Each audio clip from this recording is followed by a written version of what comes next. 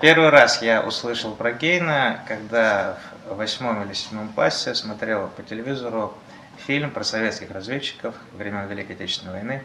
Называется он «Вариант Омега». А разведчики, вы знаете, да, они часто используют для шифровок конкретные издания каких-то литературных произведений, которые можно найти в библиотеке, и там строка обозначается цифрой и буква. Олег Даль играл в этом фильме советского разведчика, и вот он периодически вот так открывал книгу, и с одной страницы там ставил какие-то карандашные пометки. Потом он ее закрывал, и там готическими буквами было написано «Хайм». Вариант Омега заключался в том, что советский разведчик сознательно пошел на провал, чтобы затеять радиоигру с немецкими аристократами. И дальше, когда дешифровщики немецкие пытаются взломать шифр, они находят эту книгу, читают стихотворение. Одно из стихотворений из этого из Гейна, это из книги Романсера «Ламентация».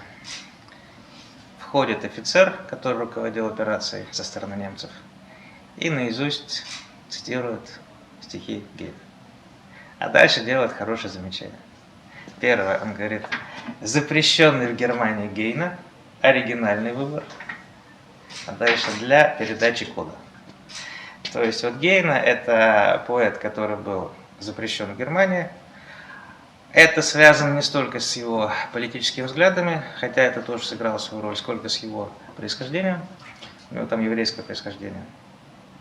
Но это не мешало стихи Гейна публиковать в хрестоматиях и в учебниках литературы, в том числе и в годы нацизма в Германии. Одно из этих стихотворений мы сегодня прочитаем.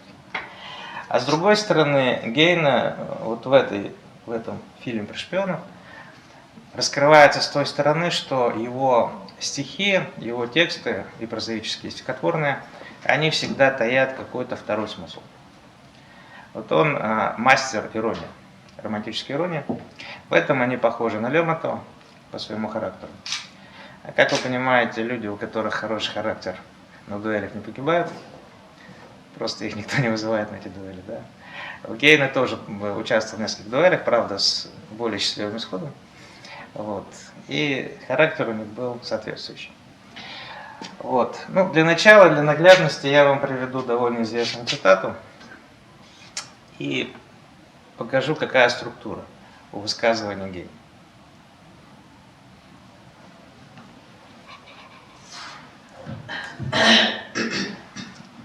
Начало очень безобидное. Я человек самого мирного склада, вот чего я хотел бы: скромная хижина, соломенная кровля, но хорошая постель, хорошая пища, очень свежее молоко и масло, перед окном цветы, перед дверью несколько прекрасных деревьев. И если Господь захочет вполне осчастливить меня, Он пошлет мне радость. Вот если мы читаем эту часть высказывания, то обычный романтический пейзаж, романтический быт, мечта человека о тихой, спокойной жизни. Перед дверью несколько прекрасных деревьев. Запомнили, да? Читаем дальше.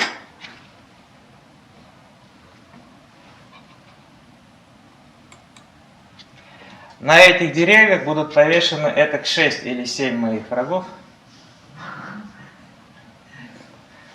Поэтому деревья будут прекрасны перед дверью моего дома. Сердечно растроганный, я прощу им перед их смертью все обиды, которые они мне нанесли при жизни. Да? Вот. И дальше идет продолжение. Врагов надо прощать после того, как их повесили. Вот тут другая цитата из другого классика советской уже литературы. В 1887 году молодой Максим Горький пытался покончить с собой и написал записку. В смерти моей прошу винить немецкого поэта Гейна, выдумавшего зубную боль в сердце. Ну и некоторые стихи я почитаю, и там будет видно, что он очень такой, как сейчас бы сказали, депрессивный поэт, с небольшими нюансами. В те времена был другое было слово меланхолия, меланхоличный. Это цитата из самого Гейна еще одна. Вот. У него было довольно легкомысленное отношение к женщинам, когда он пережил раннюю любовь. Так. В 1831 году он уезжает из Германии во Францию, потом всю оставшуюся жизнь живет во Франции, только наездами бывает, в гости приезжает в Германию. И женился он на девушке, француженке, парижанке, которая не знала немецкого языка. И поэтому о том, что она живет с великим немецким поэтом, писателем, она даже не подозревала. Его это вполне устраивало. Опять-таки, по некоторым стихам я такое отношение тоже покажу. Александр Блок. Все мы пропитаны провокаторской иронией Гейна. Вот те примеры, которые я зачитывал, Блок характеризовал как провокаторскую иронию. Фридрих Ницше. Он обладал той божественной злобой, без которой я не могу мыслить совершенство. Парадоксальное высказывание в духе Фридриха Ницше, но обратите внимание, что Ницше сравнивает себя с ним, вот, сопоставляет, не ставит себя выше или ниже, но самое главное, что он считает, что у них есть много сходных черт. Вот. По теме, которая у нас была заявлена, несмотря на то, что у Гейна были непростые отношения с родиной, тем не менее он любил Германию, но по-особенному. Очень похоже на то, как к своей родине относился Лермонтов в известном стихотворении «Люблю отчизну я, но странную любовью, не полный гордого доверия покоя, не слава купленной крови», да, и так далее. То есть вот такая неофициальная любовь к неофициальной родине. Вот. Это высказывание современника. Ну, исходя из первой цитаты, которую я вам приводил, мнение современника вполне обосновано.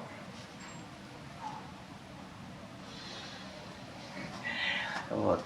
Нечто похожее говорили современники про Лермонтова. Вот. О Лермонтове остались очень противоречивые высказывания. И были люди, которые искренне восхищались его талантом. И буквально те же люди, которые в этом же помещении находились в это же время, но другие люди, да, высказывались о Лермонтове очень нелицеприятно.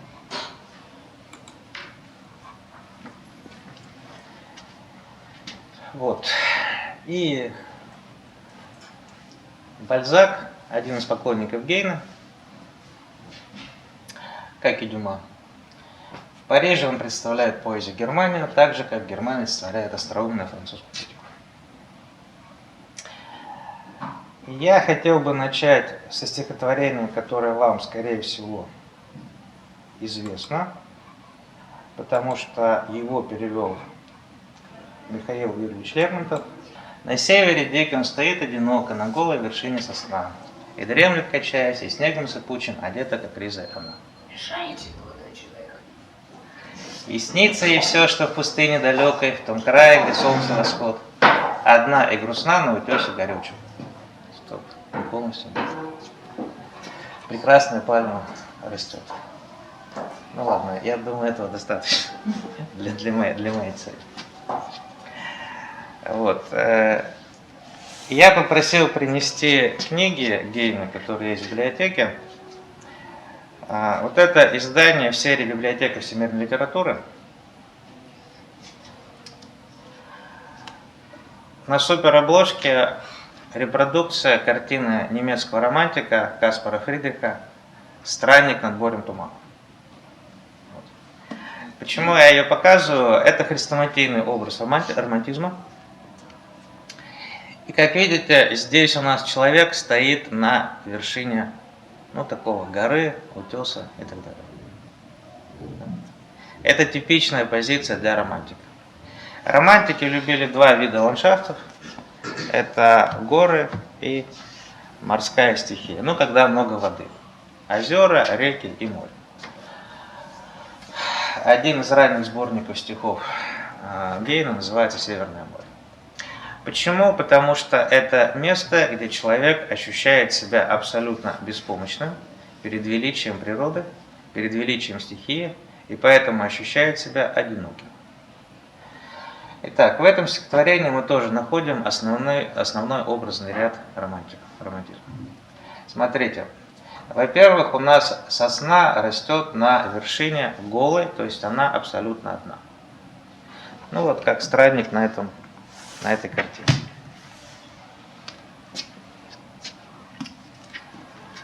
Кроме того, что эта вершина, то есть она где-то далеко от равнины, от суеты людской, от городов, от хозяйственной деятельности, это еще и дикий север. Да? То есть это место, где людей нет. И поэтому вот этот образный ряд романтиков, который передает идею одиночества. Дальше. Она что делает, исходя из третьей строчки? Дремлет. Первая часть первого сборника стихов Гейна называется «Сновидение». Немецкие романтики, вообще романтики, очень любят поспать. Сон – это одно из любимых их занятий, но не сон в смысле спать, а в смысле видеть сны. Потому что в английском и немецком языках, кто знает, слово «сновидение» и слово «мечта» обозначается одним и тем же словом. Поэтому типичная ситуация для романтика – он спит. Собственно говоря, за это Гейна и будет критиковать романтизм, потому что, по его мнению, романтизм усыпил Германию. Вот он сделал Германию сумной. И снегом сыпучим одета, как ризой она. Ну, здесь у нас, еще раз покажу, туман, да, туман, который похож на снег. Почему сосна усыпана снегом? Потому что романтики любили неясность и нечеткость. Русский поэт Вяземский говорил, что романтизм – это нечто и туман надаль. Вы знаете, что русские города, вообще природа зимой в России гораздо красивее, чем осенью или весной, да? Потому что все недостатки, которые в ином случае бросались бы в глаза, прикрыты снегом. Вот снег – это такое прикрытие, такой покров, который создает некую туманность. Он скрывает, поэтому она покрыта снегом, как ризой, да? То есть как дорогой одеждой. Дремлет, теперь качается. Почему качается? Потому что типичное положение для романтика, он у нас лишен покоя, он у нас сомневается, и поэтому нужен образ такой беспокойный и нестабильный. Поэтому она на голой вершине, открыта всем ветрам, она качается, это очень неустойчивое положение. А чем у нас прекрасно неустойчивое положение? Следующее стихотворение буду разбирать Гейна, там это тоже будет показано. В XVIII веке английский ученый Эдмунд Бёрк выявил два вида наслаждения, которые нам доставляют удовольствие. Если перевести эти два вида удовольствия на современные реалии, то туристов современных можно разделить на две категории. Это условно пляжники, для которых отдых – это ничего не делание, абсолютная расслабленность, абсолютный покой. А вторая – это экстремалы, да, которые то в горы идут, то с аквалангом ныряют, то с парашютом прыгают, то сплавляются по каким-то рекам и так далее. Почему они это делают, почему это им нравится? Потому что это опасно. Вот второй вид наслаждения – это наслаждение, удовольствие, которое вы получаете, осознавая, что эта ситуация опасна. Поэтому на краю обрыва у американского романтика Эдгара По есть даже такой рассказ «В смерти без противоречия», что когда человек находится на краю глубокой пропасти, у него две мысли, два желания. Первая – инстинктивно шагнуть назад, а вторая – а что будет если? И по мнению Эдгара По, по словам Эдгара По, чем человек дольше стоит на краю пропасти, тем слабее второе желание, первое желание, и тем сильнее второе. Теперь смотрите еще. И снится ей все, что в пустыне далекой. То есть сон – это полная противоположность реальной окружающей обстановке. И тут у нас дикий север, и вроде бы логично было бы, чтобы сторона света была какая? Юг. Да, ну там холодно, тут тепло. А тут, видите, в том крае, где солнце восход, на восток. О востоке мечтает пальма, мечтает сосна. Вот. Почему? А это опять-таки романтическая тема. Дело в том, что романтики искали экзотику в тех странах, где нет цивилизации. Где нет цивилизации? На Востоке. Условно Восток. Когда речь идет о противопоставлении цивилизации и нецивилизации, цивилизации и варварства, у нас возникает оппозиция Запад и Восток. Не север и юг. Да? То есть север и юг – это географическое противопоставление, а Запад и Восток – это цивилизационное противопоставление. А у немецких романтиков, в силу того, что Германия в те времена волочила жалкое существование, вот, и поэтому реальных походов на восток у них не было. Вот, у них это очень абстрактное понятие. У англичан восток, у Байрона это Балканы, это вот Греция и Турция, вот там вот около Эгейского моря. Восточный поэма происходит действие Байрона. А в России эту тему тоже очень сильно развили. Как вы думаете, где находится русский Восток, русский романтический Восток?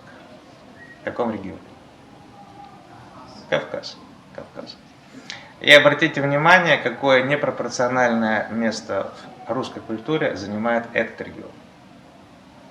Да? Кавказский пленник, помните, да, сколько вариантов есть этого произведения? Вот. Кавказская тема есть у Пушкина, кавказская тема есть у Лермонтова, само собой, кавказская тема есть у Толстого и так далее.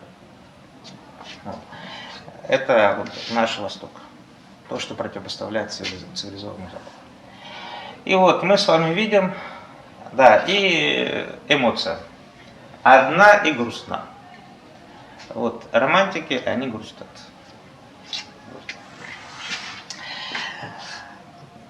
Вот. Таким образом, в этом коротком стихотворении представлены все образы, которые характерны для романтизма. Потому что Гейне считается вершиной, завершением и главным критиком романтизма. Другое стихотворение, может, наверное, тоже читали. По имени героини этого стихотворения его называют Лорелея, но обычно по первой строчке. «Не знаю, что стало со мною, печалью душа смущена, мне все не дает покоя, старинная сказка одна. Прохладен, воздух темнеет, и Рейн уснул во мгле, последним лучом пламенеет закат на прибрежной скале. Там девушка, песнь распевая, сидит на вершине крутой, одежда на ней золотая, и гребень в руке золотой, и кос ее золото вьется, и чешет и гребнем она, и песня волшебная льется, неведомой силы полна». Я пока сделаю паузу, потому что это стихотворение по своей структуре похоже на то высказывание, с которого я начал сегодняшний разговор. У Гейна всегда есть вот такой второй план. Сначала более подробно про начало.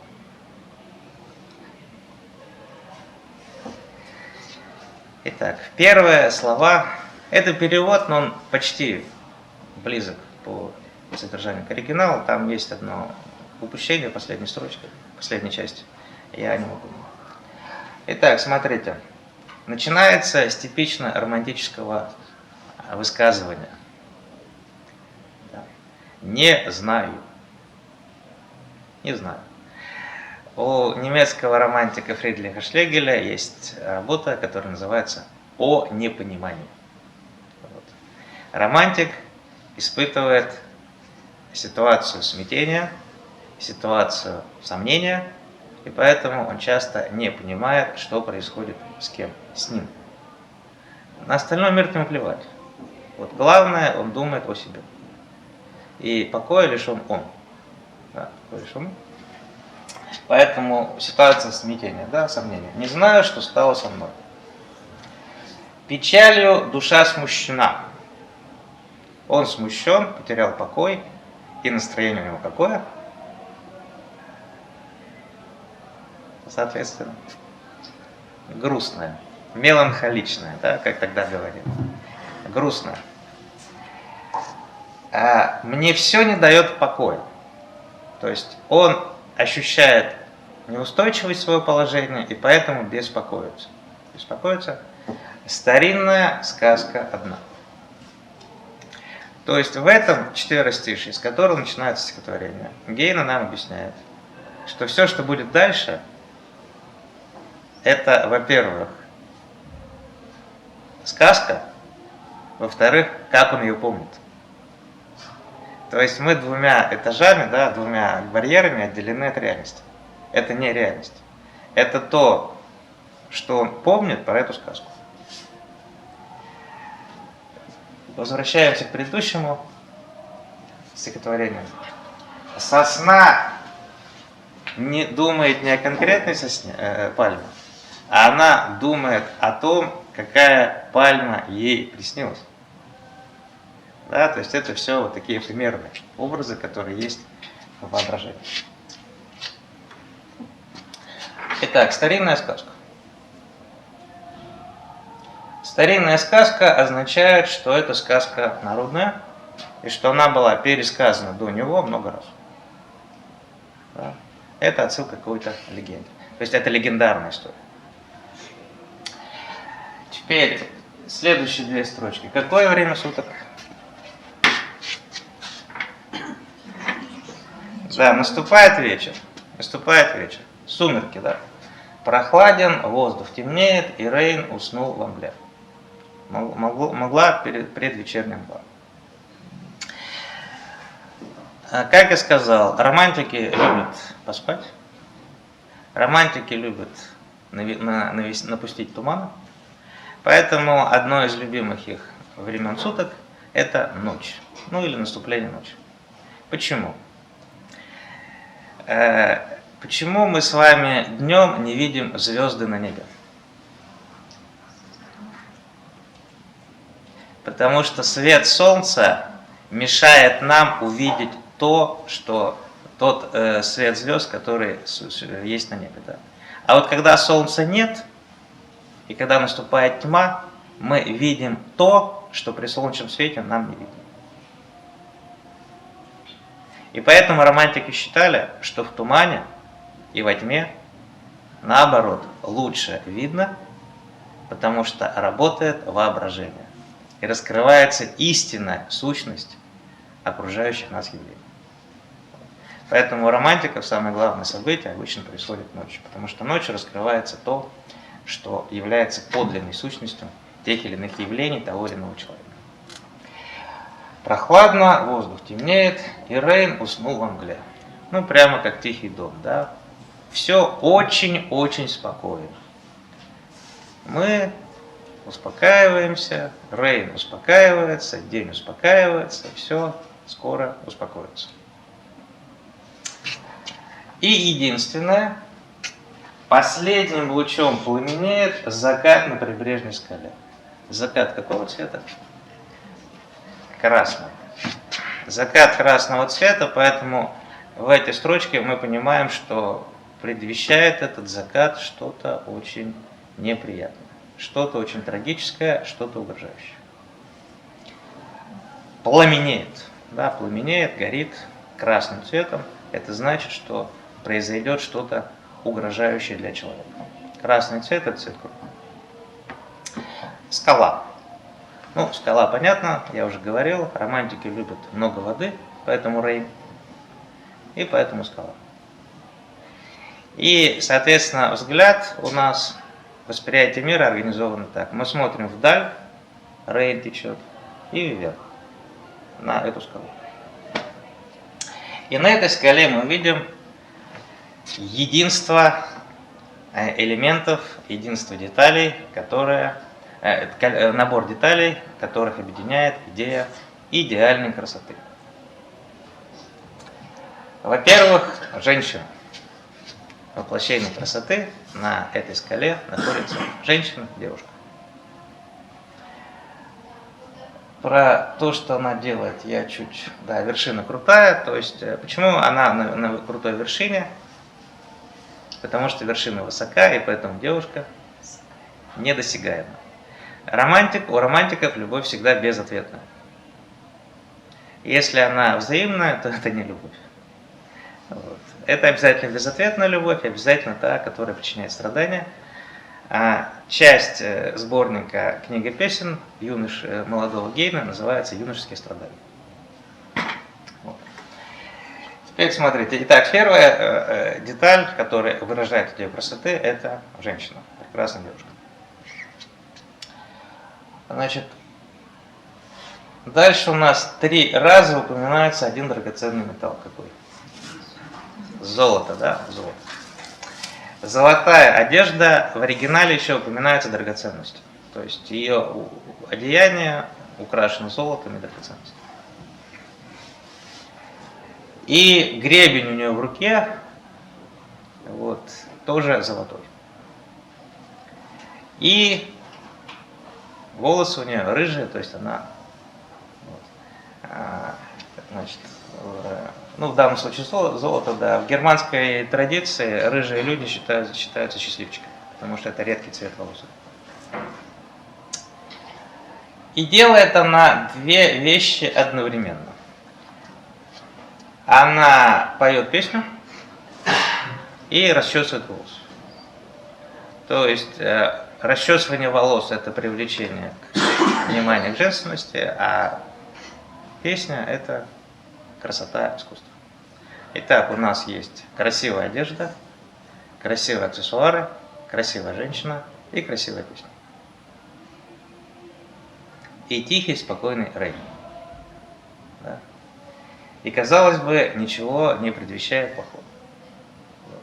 Но в германской традиции золото – это обязательно то, что было проклято. Исторически это объясняется так. Вожди накапливали золото, добывая их каким образом? Вот во времена эпохи переселения народов, как могли добывать себе золото германские вожди, германские воины? Убивали друг друга, да? Ну или римлян грабили. Поэтому, если у тебя золото, значит, ты много кого убил. И значит, на этих драгоценностях, эти драгоценности несут груз, бремя тех смертей, того зла, который связан с этим драгоценностью. Вот автор детективов любит рассказывать про какой-нибудь алмаз, и такая история: 15 владельцев, 20 владельцев, которые очень плохо кончили, да, именно из-за этой драгоценности. Поэтому золото таит в себе что-то привлекательное и одновременно что-то угрожающее. Так же, как у нас прекрасен закат на вершине скалы. Так, песня «Неведомой силы полна». Вот эта строчка «Неведомой силы полна» еще сильнее нагнетает угрозу, потому что, во-первых, сила, во-вторых, неведомая, да, а все неизвестное нас тревожит, вызывает тревогу.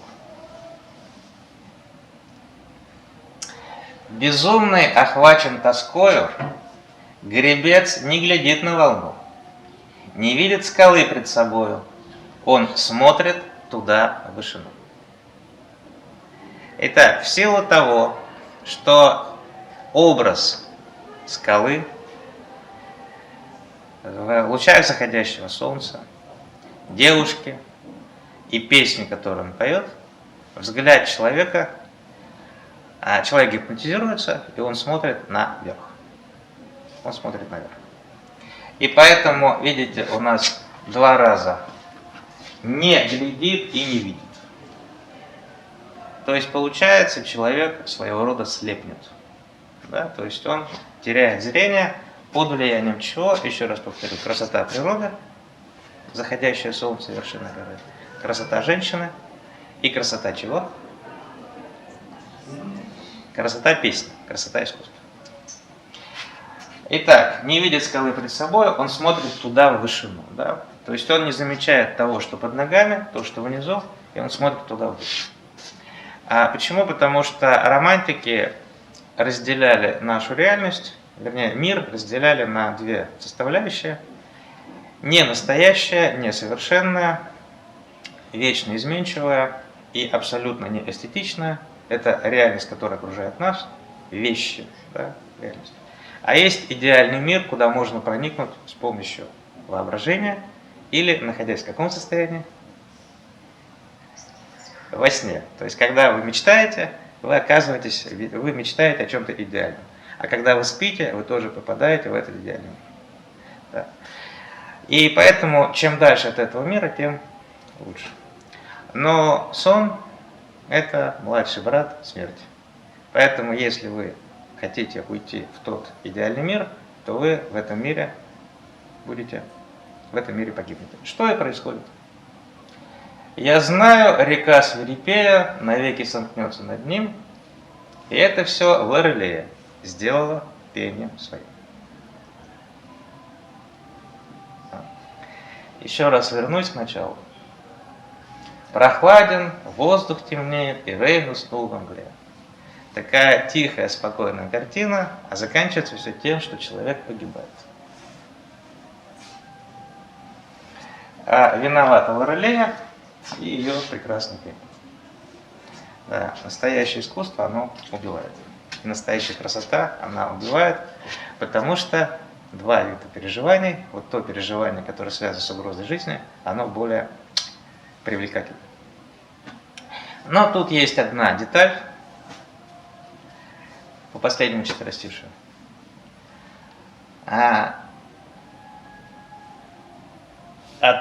Значит так, откуда мы узнаем, что гребец или пловец или рыбак, в оригинале рыбак, погиб?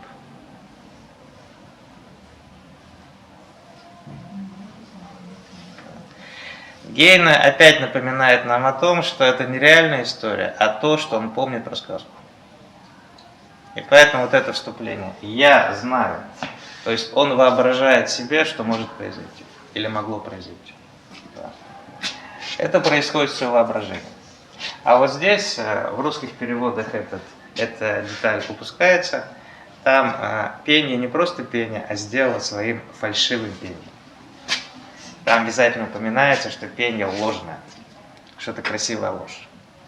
И вот видите, так же, как в первом высказывании прозаическое и очень экспрессивный образ, да, повешенный люди на деревьях. Но фактически Лорелея рассказывает о том же самом. У нас есть спокойное вступление, которое использует романтические образы, которые ко времени Гейне уже стали довольно расхожими штампами, а потом раскрывается какая-то второй аспект этих образов. Вот. А может, это место сделала так и написать ложным пением своим? Возможно, но я в русских переводах не встречал вот эту фальшь, которая в немецком есть варианте. Вот. Почему-то, да, и Пастернак, и Левик, это перевод Левика, они эту деталь рассказывают. Довольно часто. Вот так пишет стихи Гейне. Ну и теперь я бы хотел другие привести примеры, тоже одновременно грустные и одновременно ироничные, поэтому забавные. Первый сборник стихотворений Гейне называется «Книга песен». Она состоит из 4 частей. Первое – юношеские страдания. И, в общем, это, кроме последней части, «Северное море» – это больше рассказ о природе. Это стихотворение о любви. Вот, стихотворение про сосну и пальму входит в лирический интермеццо.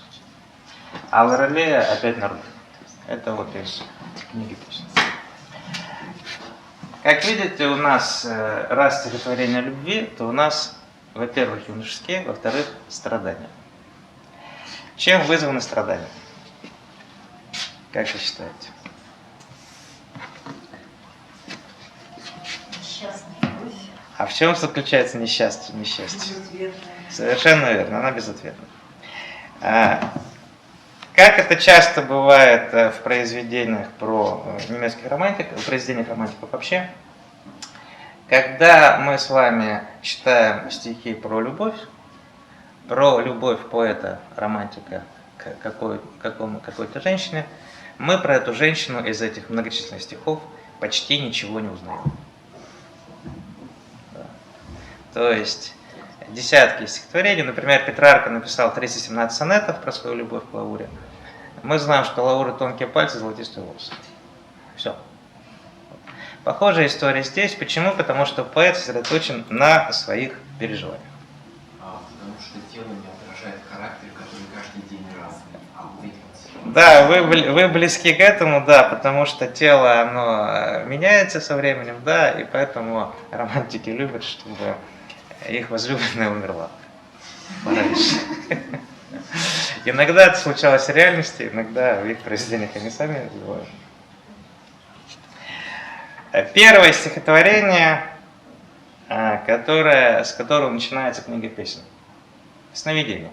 И вот типично. «Мне снились страстные восторги и страдания, и мир, и резида в кудрях прекрасной девы, и речи горькие, и сладкие лобзания, и песен сумрачных, унылые напевы». То есть это любовь, которая поэту приснилась. Помните, да, про сосну и пальму? Он не столько любит, сколько мечтает о том, чтобы полюбить. И поэтому, значит, постоянная тревога, что он эту любовь потеряет, и он в итоге ее потерял. Вот, она вышла замуж за другого. Они любили друг друга, но встречи избегали всегда. Они истомились любовью, но их разделяла вражда. Они разошлись, и во сне лишь им видеться было дано, и сами они не знали, что умерли оба давно. Вот это второе стихотворение, которое перевел Лермонтов, но это не перевод Лермонтова, вот. Но это второе, которое переводил Лермонтов. Вот. Любили друг друга, избегали встреч, истомились любовью, виделись лишь во сне и умерли. Вообще у Гейна тема любви обязательно связана с темой смерти. Но образ любимой девушки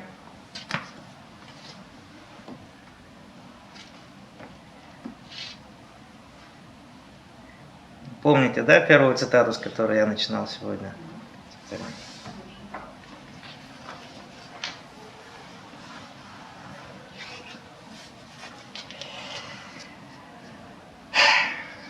Так. И розы на щечках у милой моей, и глазки ее незабудки, и белые лилии ручки малютки, цветут все свежее и пышнее. Четверостишие. Стандартный набор образов, которые применяются для описания красивой женщины. И розы на щечках, и глазки незабудки, и белые лилии цветут все свежее и пышнее. Но тут дописана пятая строчка.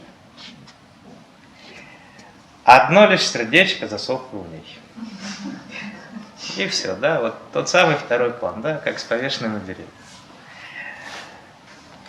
И это все вот из первого сборника, когда он якобы, в общем, влюблен.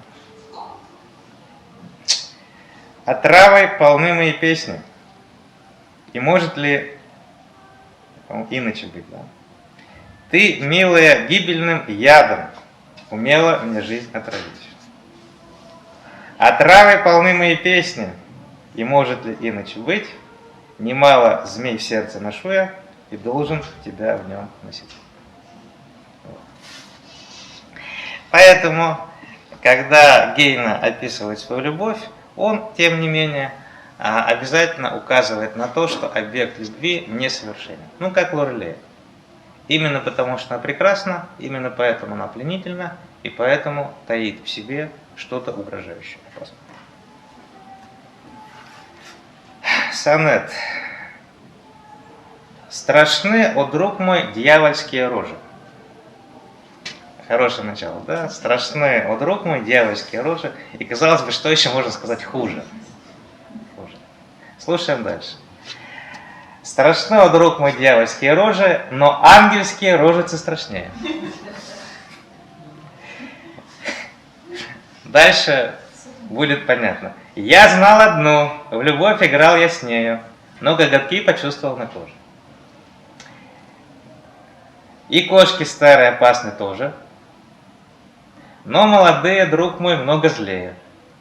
Одна из них, едва ли найдешь нежнее, мне сердце исцарапало до дрожи. О, рожица, как ты была смазлива, как мог в твоих я глазках ошибиться, возможно ли когтями в сердце впиться? И тут вроде бы человек прозрел, увидел все недостатки объекта своей любви. Но читаем последние 3 строчки. О, лапка, лапка мягкая на диво, прижать бы мне кустам ее с любовью, и пусть исходит сердце алой кровью. Да, я знаю, что погибну, но тем не менее я от тебя не откажусь. Таким образом, у Гейна влюбленность, она не мешает видеть недостатки, а наоборот. Он в состоянии влюбленности их подсвечивает еще больше. И у него много таких стихотворений, вот, где описана вот любовь с таким нежным аспектом. Теперь обратимся к любви к родине. Как ни странно, любовь к Германии, любовь к родине, она во многом совпадает с его любовью с Амалией, или Эмили, или Амали ее называют, о которой рассказывается в сборнике «Юношеские страдания». То есть Гейне ясно видит недостатки своей родины. Он вынужден от нее жить вдалеке. В 1831 году и до конца жизни он уезжает во Францию. И поэтому она для него так же недосягаема, как Лорелея, которая находится на вершине скалы. И получается такая безответная любовь. И поэтому он, с одной стороны, упрекает Германию, а с другой стороны, жить без нее не может. И когда он рассказывает о Германии, у него вот такое же двойственное отношение, двойственное выражение. Похожее на то, что было у Лермонтова. Да? «Прощай, немытая Россия». Лермонтов у нас на Кавказе скрывался от России. А с другой стороны, люблю отчизну, но странную любовь. К примеру. Да, что больше всего не нравится Гейна в Германии? Главный недостаток. Значит, первая часть называется под раздел «Юношеские страдания» сновидения. С точки зрения Гейна, Германия плоха тем, что она спит. Что она спит, что она уснула. И поэтому на территории Германии полностью прекратился прогресс. Гейне был сторонником модернизации Германии по французскому образцу. Вот в социальном плане он был сторонником того, чтобы в Германии была республика, чтобы в Германии исчез феодализм. И по мнению Гейна, Германия спит. Кто в этом виноват? С точки зрения Гейна виноваты в том числе и романтики. Почему? Потому что они, помните, да, любят поспать и любят помечтать. А романтики стали гордиться тем, что немцы – это страна мечтателей. И сейчас я зачитаю фрагмент из поэмы. Да, сначала про то, как Германия спит. Так. Поэма «Германия. Зимняя сказка».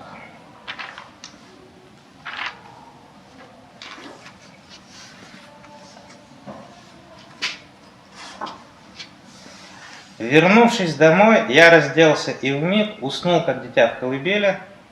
В немецкой постели так сладко спать, притом в пуховой постели.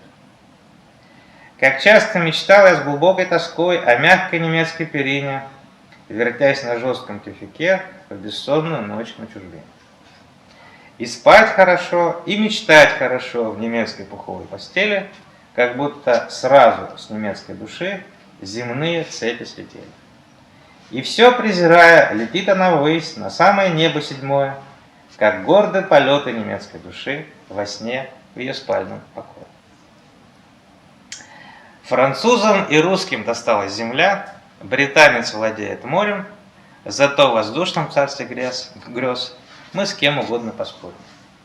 Там гегемония нашей страны, единство немецкой стихии, как жалко ползают по земле все нации другие. Ну, в мечтах. Мечты о прошлом величии. В этой поэме очень сатирически изображается Фридрих Барбаросса, Ротбард. Фридрих Барбаросса – это легендарный император немецкий, который, по легенде, не умер, а где-то спит и со своими воинами придет в нужный момент, чтобы спасти Германию. Гейне во сне с ним встречается, ну как обычно во сне, встречается и говорит, Барбаросса ему показывает, вот здесь мое оружие, здесь мои полки и так далее. Вот когда придет время, он говорит, а когда время-то придет? И Барбаросса говорит, не торопись. Еще пару сотен лет, и пока потерпите, все будет впереди. Да. Вот. Ну и Гейне ему рассказал про то, что пока ты тут спишь под землей, у нас в Европе изобрели гильотину. Вот. Подробно рассказал, как она устроена, и самое главное, к кому ее применяют. И Барбаросса был возмущен и сказал, нет, вообще вы там распустились, вот, нельзя королям отрубать голову, да, тем более таким способом. Так вот, Германия спит, она слишком романтична, она должна быть более практична. И с точки зрения Гейна, вот официальная, как сказали вы сейчас, культура, вот, или мейнстримная культура, да, немецкая, она поощряет вот эту немецкую такую апатию, такое безволие, такую меланхолию, которая лишает ее Германию воли к действию. Вот.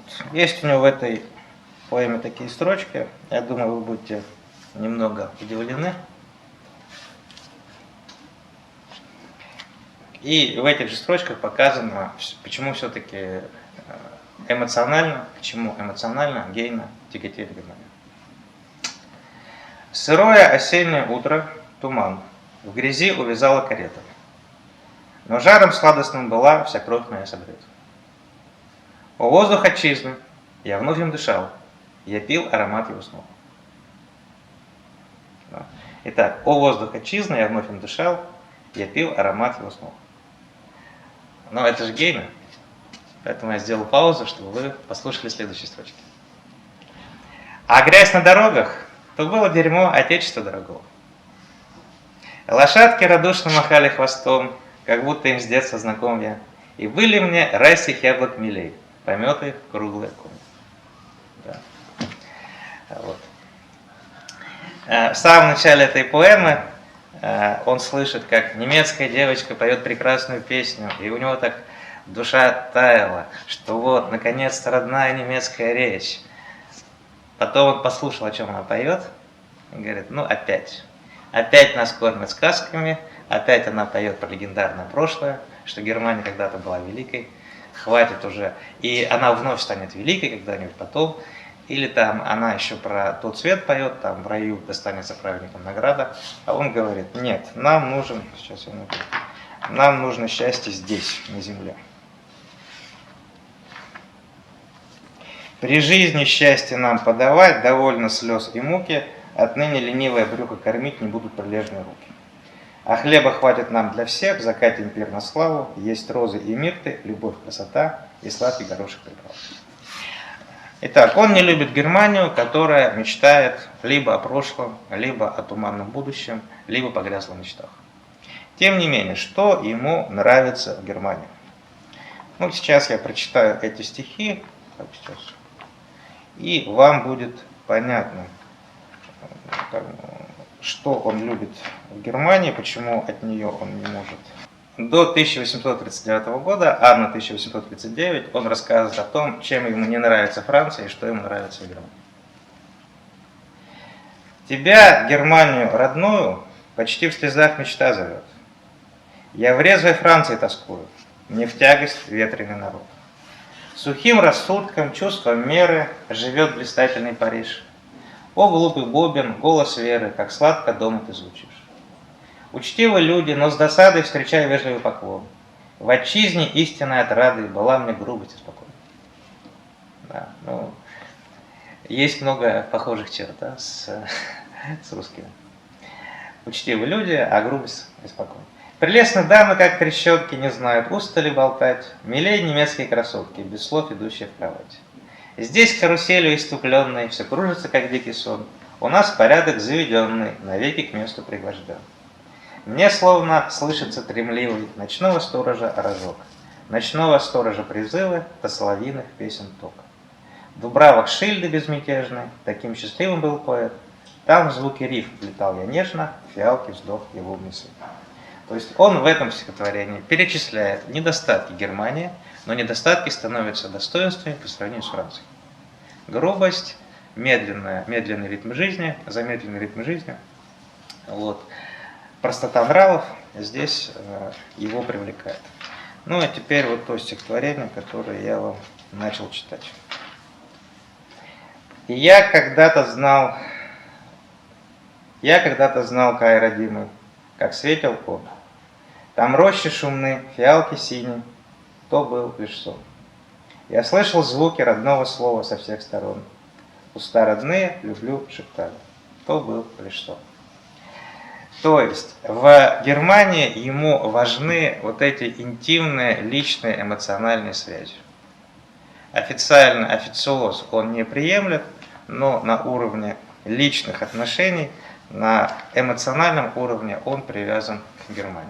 Ну, примерно как в тех стихах, которые я зачитывал. Да, конечно, ты злая кошка, да, конечно, ты оставила в моем сердце много яда, но ничего поделать не могу, я к тебе привязан. И вот это стихотворение, с которого я хотел начинать, и которым я закончу сегодняшнее выступление. Как вспомню к ночи край родной, покоя нет душе больной, и сном забыться нету мочи, и горько-горько плачут очи. Проходят годы чередой, с тех пор, как матери родной я не видал, прошло их много, и все растет во мне тревога. Понятно, да? Германия может быть любой, но там это страна, где живет моя мать. И грусть растет день ото дня, околдовала мать меня. Все б думала старушке милой, Господь храни ее и милуй. Как любое ее дитя пришлет письмо, и вижу я, рука дрожала, как писала, а сердце ныло и страдало. Забыть родную силы нет. Прошло 12 долгих лет. 12 лет уж миновало, как мать меня не обнимала. Крепка родная сторона, вовек не сломится она, и будут в ней, как воны годы, шуметь леса, катиться воды. По ней не стал бы тосковать. То есть не скучал бы я по Германии, если бы. По ней не стал бы тосковать, но там живет старушка-мать. Меня не родина тревожит, а то, что мать скончаться может. Как из родной ушел в земли, в могилу многие легли. Кого любил, считать их стану и бережу за раны ран. Когда начну усопшим счет, ко мне на грудь, как тяжкий гнет, за трупом бледный труп ложится, болит душа и ум мутится. Но слава Богу, в тьме окна зарделся свет. Моя жена, ясна как день, глядит мне в очи и гонит прочь тревоги ночи. То есть родина для него это друзья, это родные, и в частности, особенно мать. И именно с этими людьми он и ассоциирует свою родину. Ну, как у нас говорится, да, люди-то хорошие. Да. Да, я еще забыл сказать, Лорелея, вот то стихотворение второе, которое я вам давал читать, несмотря на то, что Гейне был запрещен, она входила во все хрестоматии учебников литературы, вот, в том числе в годы нацизма. А почему? Потому что типичный образец немецкой литературы, и несмотря на то, что Гейне не любил официальную национальную такой пафос патриотический. Тем не менее, он дух немецкий передал. И поэтому нацисты поступили как обычно. Как вы думаете, как они нашли выход из того, чтобы печатать произведения? Народная. Совершенно верно. Либо автор неизвестен, либо народное делает пометку. А с Рейном у них было связано очень много других произведений, и поэтому в этом ряду Гейне все-таки был читался. Даже в те времена. Так. Ну, на этом я заканчиваю. Вот. И как у нас принято, даю совет, читайте Гейна. Вот. Иногда будете грустить, иногда будете веселиться. Вот. Не рекомендую читать его перед попыткой самоубийства, как у Максима Горького. Вот. Но так, поэт, у которого есть и светлые, и мрачные мысли, причем они буквально через строчку, да, как я вам показал. Спасибо за внимание.